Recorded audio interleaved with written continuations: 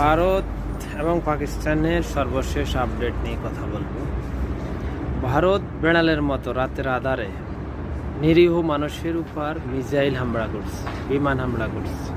তার প্রতিক্রিয়া পাকিস্তান পাল্টা প্রতিরোধ তৈরি করছে। সেটা তারা কি করলো? তাদের 5টা বিমান অলরেডি ভূপাতিত করলো, কিন্তু সেটাও তারা মিথ্যে বলছে। কিন্তু পাকিস্তান যেটা বলছে এটা সত্য।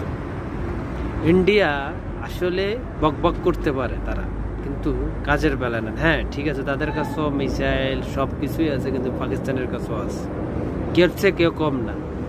কিন্তু যেগুলো ভারত করতেছে সেটা ঠিক না। ভারত অলরেডি